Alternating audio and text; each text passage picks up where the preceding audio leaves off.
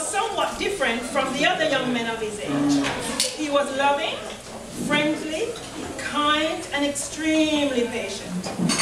Although he had different characteristics, our morals and values were very much in sync. And somehow, after nearly 40 years, 3 wonderful children, 2 spouses, 2 in-laws, and 2 amazing grandchildren, this young man has basically remained unchanged. Although he has matured into a loving husband, father and grandfather, and a faithful friend to everyone who needs a friend, he has managed to retain some childlike qualities. Childlike to the extent that he believes that whatever he wants will happen. Whatever he says will happen. For example, 2 years ago he started this. I am going to be 60 in 2 years and I'm going to have a party! And for the 2 years he's kept it up. But he did nothing towards it. He just dreamt of it and that's it. Poof, it happened like magic. A few of you were at his 21st birthday party. Even more of you were at his 40th birthday celebration. And today, you're all here to celebrate his 60th birthday. I consider it a wonderful blessing. So now that you're here to celebrate with him, let's talk about the person we know as Fred. Fred is loving, he's friendly, he's inquisitive, he's reliable, he's extremely organized, and he's very even-tempered, loves attention. And whether intentional or not, he's entertaining. Fred loves people, he's a people person. His greatest love is his family and his church brethren. He has an uncanny way of connecting with people. So beware of anyone who he doesn't like. No, really, truly. If he says, my spirit doesn't take this person, be aware. Fred has no inhibitions. He talks to everyone.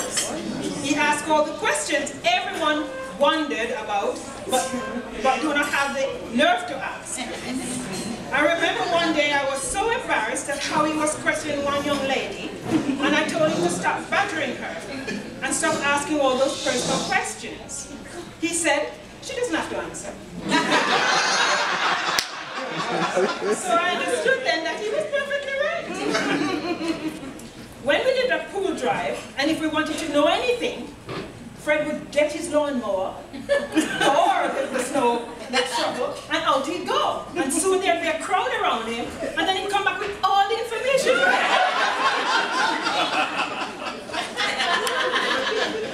Fred is the only one whose daughter could go into the West Indian store. They've never seen her before, and she walked in, and they said, "You're Fred's daughter." Honestly. Because he takes everybody as part of his extended family. Someone, and I'm not saying who it is, that says he probably has ADHD, because he's always restless. So when you miss him, he's either at the airport or he's at the West Indian store. He goes around and he can tell you all the West Indian shops in the GTA.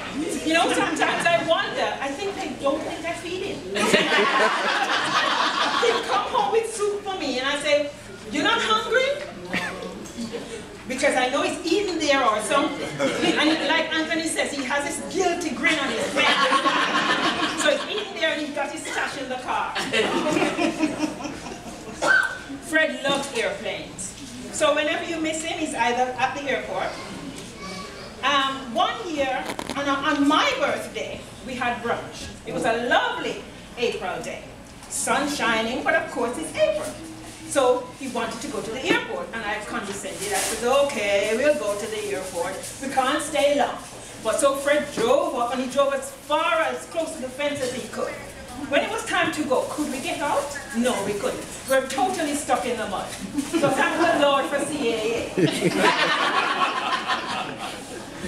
He finds himself at the airport at even the most inappropriate time. Yes, 9/11, he was there. When the Air France plane slipped off the runway, he was there.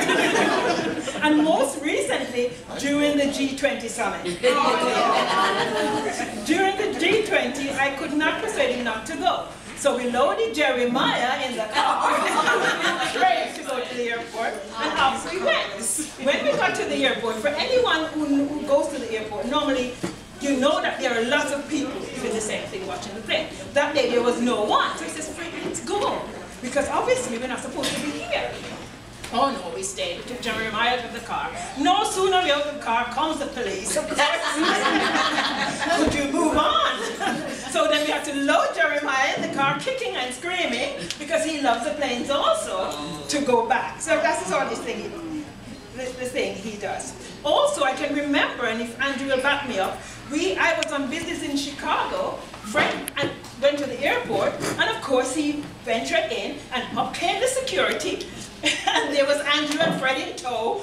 He doesn't explain what he was doing there. He doesn't stay at a safe distance, he gets right there. I wouldn't say that Fred can't keep a secret.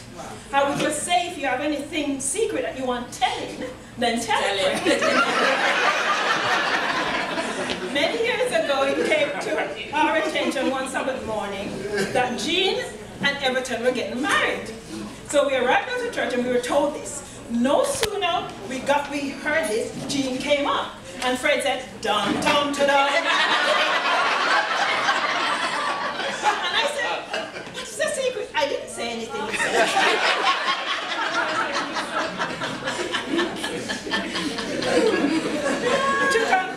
To conclude, I would say Fred means friendly and faithful, are reliable and respectful, effervescent and entertaining, dedicated and determined. It has been our pleasure to be part of his life all these years. I love him and respect him very much. May God bless you and give you many more years. And don't expect another party.